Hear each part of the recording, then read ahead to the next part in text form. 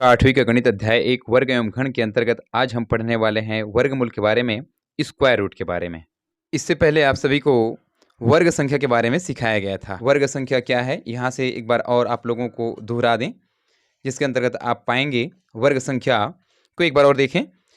Square number कहते हैं जिसको, किसी संख्या को उसी संख्या से गुणा करने पर प्राप्त गुणनफल को उस संख्या की वर्ग संख्या कहते हैं। कोई संख्या रहेगा और उस संख्या को यदि उसी संख्या के साथ पुनः गुणा कर देंगे तो जो प्राप्त गुणनफल आएगा उसे उस संख्या की वर्ग संख्या कहते हैं। यहाँ उदाहरण के रूप में आप लोगों को दिखाया गया था, जैसे आप देख रहे थे कोई संख्या है 1, इसको हम उसी संख्या अर्थात 1 से गुणा करेंगे तो गुणनफल आएगा 1। कोई संख्या लिया 2, 2 को उसी संख्या से गुणा करेंगे तो कितना आएगा 4। इसी प्रकार से क्रमशः आप देख रहे हो कोई संख्या लिया गया है और उसको उसी संख्या के साथ गुणा कर दिया गया है तो कुछ गुणनफल और प्राप्त हुए हैं, तो इन सभी गुणनफल को ही हम क्या कहते हैं, इस संख्या की वर्ग संख्या कहते हैं। जैसे 1 का क्या कहलाएगा फिर ये वर्ग 1, 2 का वर्ग 4, 3 का वर्ग 9, 4 का वर्ग 16, 5 का वर्ग 25, 6 का वर्ग 36, 7 का वर्ग 49। तो ये सभी जितना भी संख्या दिखाई दे रहे हैं आपके पास 1, 4, 9, 16, 25, 36, 49, ये सब क्या है, पूर्ण वर्ग संख्या है। किसकी संख्या का है तो यहाँ से आप देख सकते हो, या इसको दूसरे शब्दों में कुछ इस प्रकार से लिखा गया है, 1 गुणित 1 को 1 की घात 2, ये है विस्तारित रूप और ये है घातीय संकेतन के रूप में। इसको पढ़ते हैं 1 की घात 2 बराबर 1, या 2 गुणित 2 को लिख सकते हैं 2 की घात 2 बराबर 4, 3 की घात 2 बराबर 9, या इसको और कहते हैं कि 1 का वर्ग 1, 2 का वर्ग 4, 3 का वर्ग 9, 4 का वर्ग 16, 5 का वर्ग 25, 6 का वर्ग 36। तो इस प्रकार से आप किसी भी संख्या का वर्ग संख्या आप निकाल सकते हो। तो यहाँ आप देखते हो 1, 4, 9, 16, 25, 36, 49, इस प्रकार से क्रमशः आप और निकाल सकते हैं। इत्यादि पूर्ण वर्ग संख्या कहलाती है, परफेक्ट स्क्वायर नंबर कहलाती है। तो आप सभी वर्ग संख्याओं को अच्छी तरह से समझ चुके होंगे। इस वर्ग संख्या को जानने के बाद अब हम सीखेंगे वर्गमूल के बारे में। तो वर्गमूल को हम देखें। वर्गमूल को समझने के लिए इस सारणी का अवलोकन करें। इस सारणी के अंतर्गत यहाँ पर दी गई है संख्या और इसमें लिखा गया है अभाज्य गुणनखंड, मतलब इस संख्या का अभाज्य गुणनखंड को यहाँ लिखा गया है और यहाँ पर लिखा गया है कि संख्या का वर्ग है करके। जैसे 16 के अभाज्य गुणनखंड इस प्रकार से दिखाई दे रहे हैं और इसमें क्या किया गया है, फिर यहाँ 16 के अभाज्य गुणनखंड में ये जोड़ा तैयार किया गया है। इन जोड़ों में से एक एक जोड़ा को बाहर निकाला गया है। जैसे यहाँ 2 गुणित 2 है तो एक जोड़ा बाहर निकल के यहाँ 2, 2 गुणित 2 यहाँ से एक जोड़ा और तैयार हुआ है तो उसमें से फिर बाहर निकाल दिया गया है 2, तो 2 गुणित 2 करने पर कितना आएगा 4।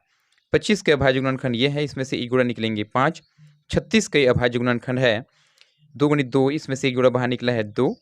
3 गुणित 3, इस जोड़े में से एक जोड़ा बाहर निकलेंगे तो फिर कितना आएगा यहाँ 3, तो 2 गुणित 3 होता है 6। इस प्रकार से क्रमशः आप और देख सकते हैं। और यहाँ पर जो संख्या प्राप्त हुआ है 4, 5, 6, 8, 7, इस प्रकार से क्रमशः आप देख रहे हो 16 किस संख्या का वर्ग है तो वो है 4।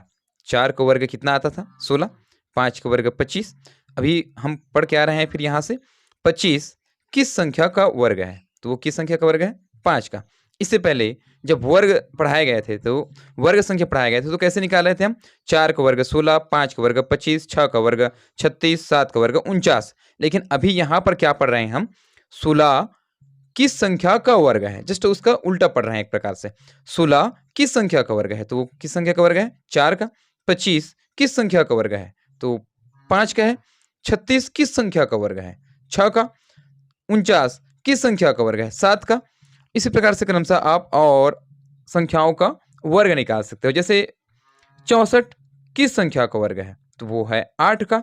आपने वर्ग संख्या के अंतर्गत कैसे पढ़ रहे थे, 1 का वर्ग 1, 2 का वर्ग 4, 3 का वर्ग 9, 4 का वर्ग 16, 5 का वर्ग 25 पढ़ रहे थे। और अभी आपसे क्या पूछा जा रहा है, 16 किस संख्या का वर्ग है तो वो है 4 का। 25 किस संख्या का वर्ग है तो 5 का। 36 किस संख्या का वर्ग है तो 6 का। उपर्युक्त क्रियाकलाप में आपने देखा कि 4 का वर्ग 16 है, ये देखो 4 का वर्ग 16 और 5 का वर्ग 25, और फिर 8 का वर्ग देखें तो फिर वो है 64, या 64 किस संख्या का वर्ग है तो वो है 8, और ये जो 25 है किस संख्या का वर्ग है तो 5 का। मतलब दो तरीके से पढ़ रहे हैं यहाँ पर देखो, 5 का वर्ग 25 और 25 किस संख्या का वर्ग है? तो वो है 5 का। तो आपने देखा 5 का वर्ग 25, 8 का वर्ग 64 है। इसे इस तरह से भी हम कह सकते हैं जैसे 64 का वर्गमूल 8। एक नए शब्द मिल रहे हैं आप लोगों को। 64 का वर्गमूल 8 है, 25 का वर्गमूल 5 है। मतलब क्या पढ़ रहे थे हम? 64 किस संख्या का वर्ग है? तो वो किस संख्या का वर्ग था? 8 का। 25 किस संख्या का वर्ग है? तो वो था 5 का। लेकिन इसको कैसे पढ़ा जा रहा है? और 64 का वर्गमूल 8, 64 किस संख्या का वर्ग है? तो किस संख्या के वर्ग के स्थान पर क्या इस्तेमाल किया गया है? वर्गमूल इस्तेमाल किया गया है। तो 64 का वर्गमूल 8, 25 का वर्गमूल 5। इसको कैसे पढ़ रहे थे हम? 64 किस संख्या का वर्ग है? तो किस संख्या का वर्ग है? 8 का वर्ग है। अब इसको कैसे पढ़ेंगे फिर? 64 का वर्गमूल 8 या 25 का वर्गमूल 5। हम बार बार क्या पढ़ रहे थे? 16 किस संख्या का वर्ग है? तो किस संख्या के स्थान पर अब क्या इस्तेमाल करना है? 16 का वर्गमूल, 25 का वर्गमूल, 36 का वर्गमूल। जैसे 36 किस संख्या का वर्ग है? तो किस संख्या का वर्ग है इसके स्थान पर क्या पढ़ेंगे अब? 36 का वर्गमूल। तो इसको लिखते समय कैसे लिखते हैं ये देखें। इसे ऐसे लिखते हैं जैसे 16 का वर्गमूल, 16 का वर्गमूल, और यहाँ पर कुछ संकेत दिया गया है इसको, और लिखा गया है 4। 25 का वर्गमूल 5, और इस जो चिन्ह को है, यहाँ जो वर्गमूल है उसको कर्णी चिन्ह से दर्शाते हैं। इस चिन्ह का नाम क्या है? कर्णी। तो आप लोगों को वर्गमूल समझ में आ गया होगा। जैसे देखें, 16 का वर्गमूल 4, 25 का वर्गमूल 5, 36 का वर्गमूल 6, 49 का वर्गमूल 7, 64 का वर्गमूल 8, और 100 का वर्गमूल 10, 144 का वर्गमूल 12, 196 का वर्गमूल 14।